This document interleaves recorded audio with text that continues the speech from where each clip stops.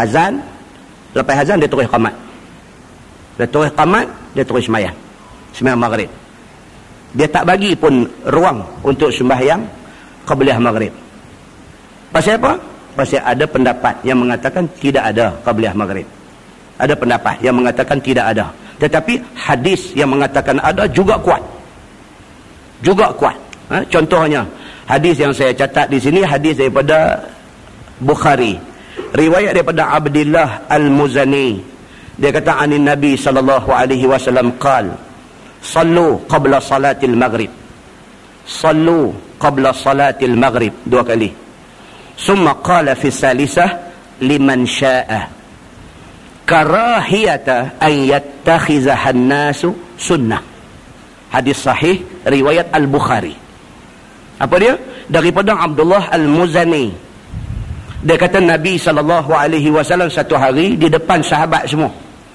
Nabi kata sallu qabla salatil maghrib. Nabi kata sembahyanglah 2 rakaat sebelum sembahyang maghrib. Nabi kata.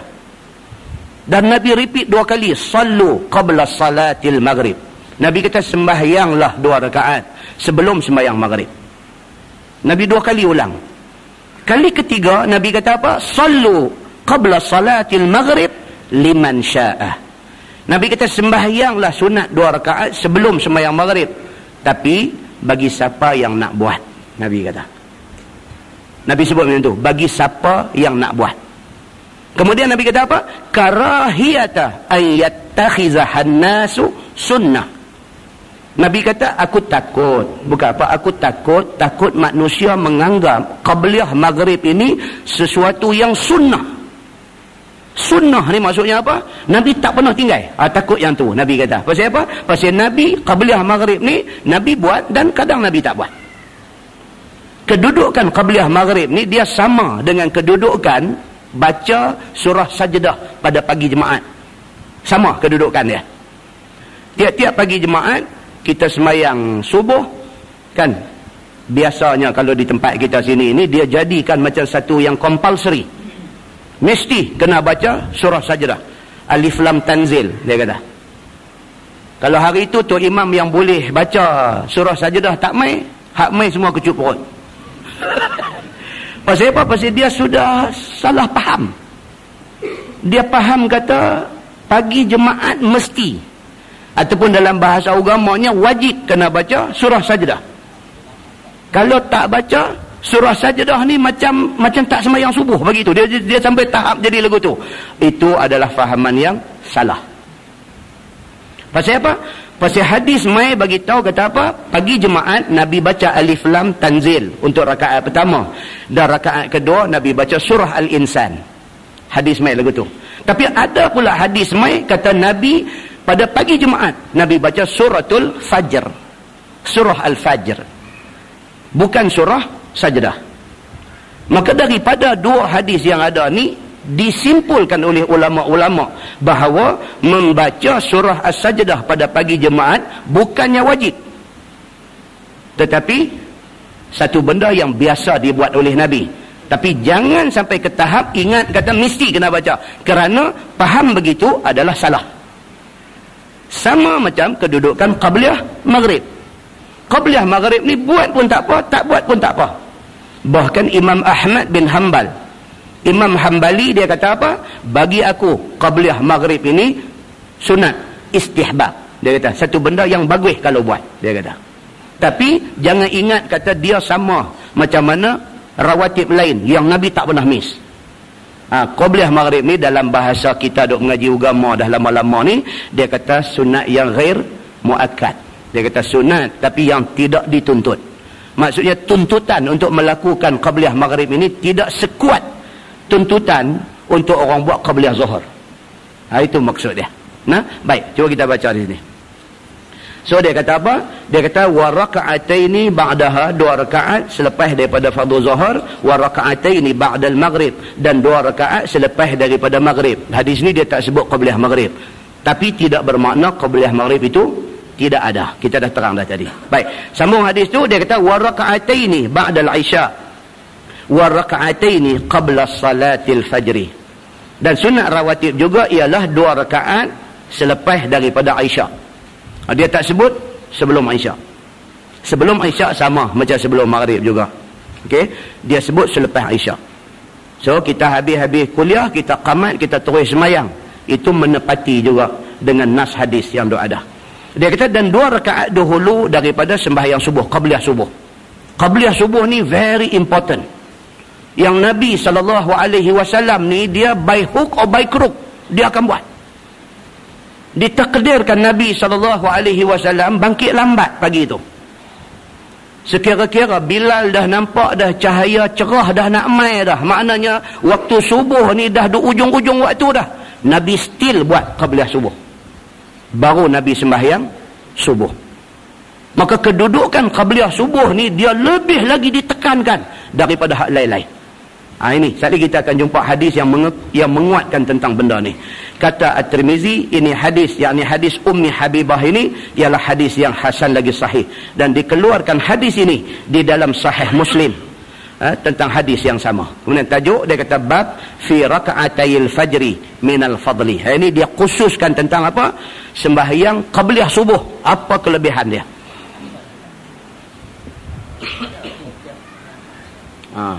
Ni soalan kontroversial, tanya qabliyah sembahyang jemaat ada ke tak ada? Tidak sabit daripada hadis. Itu aja jawapan dia. Qabliyah sembahyang jemaat tak sabit daripada hadis. Yang orang duk buat amalan qabliyah sebelum jemaat tu, 2 rakaat sebelum jemaat tu, dia qiyas. Dia qiyaskan kepada qabliyah zuhur. So dia kata jemaat ni sebagai ganti zuhur, jadi oleh kerana sebelum zuhur ada qabliyah, maka sebelum jemaat ada qabliyah. Dia qiyas. Qiyas ni tidak semua mazhab menerima dalam hal ibadah. Kalau mazhab Hambali dia tak terima. Ibadah tak boleh qiyas. Ibadah mesti ada nas. Tidak ada nas tidak boleh buat. Itu pendapat dalam mazhab Hambali. So amalan daripada kalangan masyarakat yang bermazhab Syafi'i di Malaysia ni dia terima. Pasal itu orang buat sunat qabliyah jemaat. Jadi wallahu alam. Saya cuma boleh jawab tidak ada nas, tidak ada hadis yang mensabitkan amalan itu. Okey, baik. Kita tengok ni dia kata fi raka'atayil fajri minal fadli. Kelebihan sembahyang qabliyah subuh. Ketahuilah saudaraku, adalah sembahyang 2 rakaat sebelum daripada sembahyang subuh amatlah besar fadilatnya. Dia kata ini pahala besar. Sebagaimana kita dapat tahu daripada mendengarkan hadis yang dikeluarkan oleh Imam At-Tirmizi. Kata dia an Aisyah qalat, qala Rasulullah sallallahu alaihi wasallam, raka'atal fajri khairun minad dunya wa ma fiha. Tu dia Nabi kata. Diriwayatkan daripada isteri Nabi sallallahu alaihi wasallam yang bernama Aisyah radhiyallahu anha. Kata dia sabda Nabi sallallahu alaihi wasallam, bermula 2 rakaat qabliyah subuh itu. Qabliyah subuh 2 rakaat itu lebih baik daripada dunia dan segala benda yang ada di dalam isi dunia. Tu dia. Apa itu yang Nabi yang kita kata tadi, kok mana pun Nabi buat. Walau ditakdirkan dalam hadis cerita Nabi jaga terlewat, Allah mentakdirkan benda ni. Pasal apa? Pasal dia nak menjadi panduan kepada kita umat kemudian hari ini. Oh, Nabi biasa bangkit terlambat, dan Nabi walau bangkit lambat sekalipun qabliyah subuh Nabi buat juga. Pasal apa? Melihatkan kepada ganjaran dia yang sangat besar. Kalau dunia ni kita kata cukup hebat dah kan. Kita ni cerita kata dunia ni tuan-tuan. Duk sembang ni tanya you dia start cakap you tu kira cerita nak pergi tinggi lah kan. Ada kata you sampai dah lagi dekat Morocco, tanya kita kata Morocco tak, Kelang Merku biasa pergi lah. Kita Morocco tak biasa lagi kan. Oh dia kata you kena pergi sekali. Oh it's a very nice place kan. Tak ada apa tuan-tuan, Morocco tu tak ada apa berbanding dengan qabliyah subuh ni. Pasal apa? Pasal qabliyah subuh ni janji hak Tuhan nak bagi ni apa? Lebih baik daripada Morocco. Morocco tu satu juzuk daripada dunia. Campur semua tempat cantik yang ada dalam dunia ni, campur semua sekali pun hak ni lebih baik lagi. Nak abang lagu mana lagi? Contoh dekat kita ni kena abang lagu tu. Zaman lah tuan-tuan, zaman lah orang suka tour merata dunia ni, zaman lah ni. Bukan orang kaya saja. Hak biasa pun berjalan kata lah ni. Dia dah nak jadi satu budaya dah, budaya hidup dia. Kan? Dia pun petik ayat Quran juga untuk nak berjalan ni. Petik juga Allah suruh berjalan, pergi tengok tanda-tanda kebesaran, kita tak betul kan lah, pergi lah. Pi tak apa, tak salah, pi lah. Bukan salah tu, kita biar bagus. Pasal apa? Lebih lagi bila kita pi tengok tu, dia main dalam hati kita apa?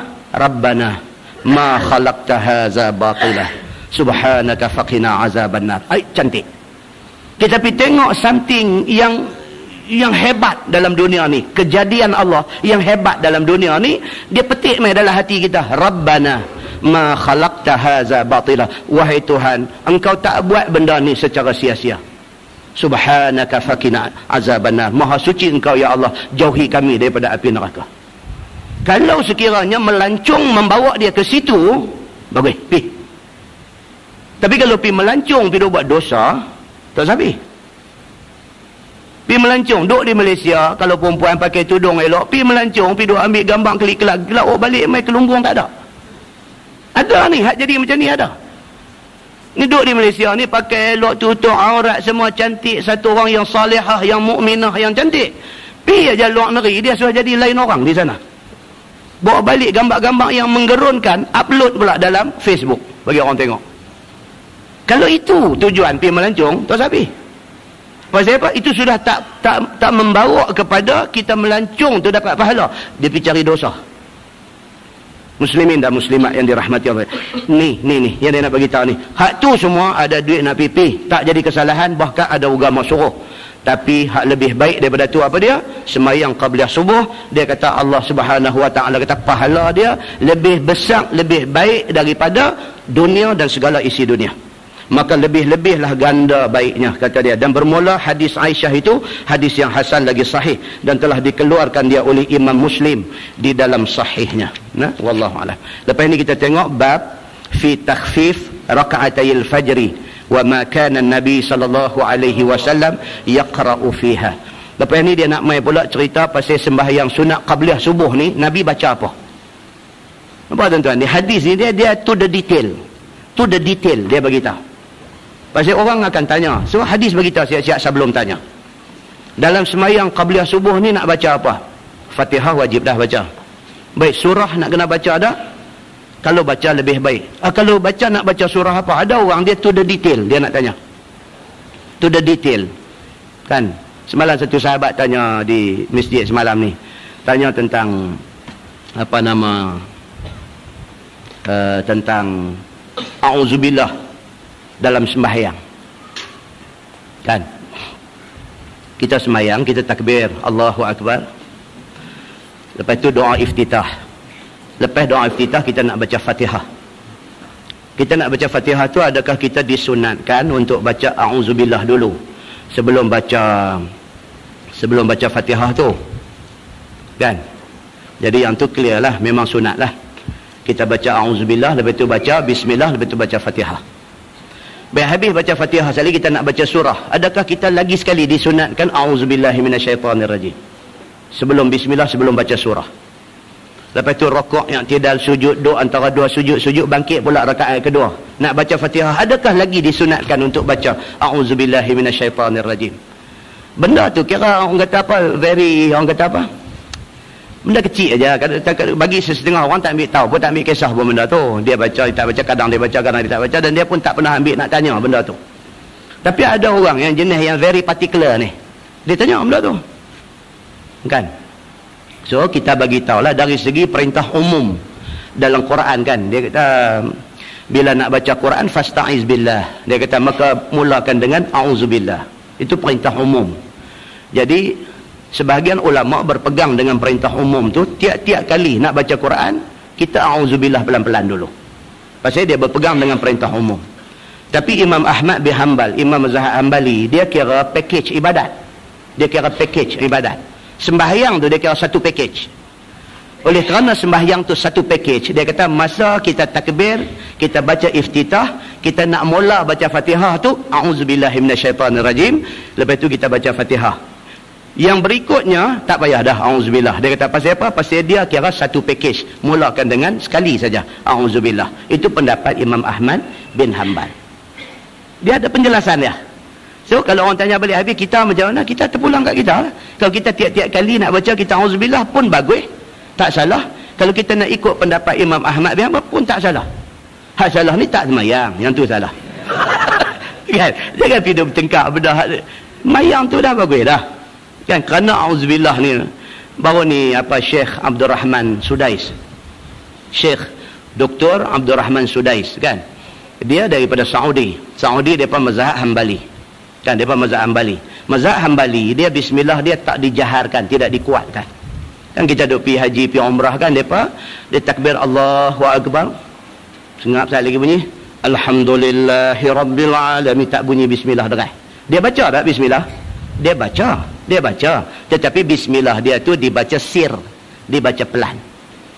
Tapi bila dia mai di sini baru ni di masjid dia jadi imam sembahyang jemaat di masjid wilayah Jalan Duta, keluar dalam TV kan. Dia baca bismillah kuat ketika baca Fatihah. Saya tak tengoklah tapi ada orang bagi tahu. Kan dia baca Fatihah kuat. Macam mana dia di sana dia tak kuat Fatihah ni, bismillah dia tak kuat pasal apa? Dia mai di sini dia kuat, keluar dalam TV macam bunyi kuat bismillah dia. Kan? Tanya dia, tahulah jawapan dia, apa jawapan dia, kan? Jadi kita tak dengar jawapan daripada mulut dia ni andaian lah. Andaian yang pertama ada satu pihak kata dia terlupa dia duduk Malaysia banyak hari dah, dia terlupa dia bismillah deras ke apa. Itu satu andaian.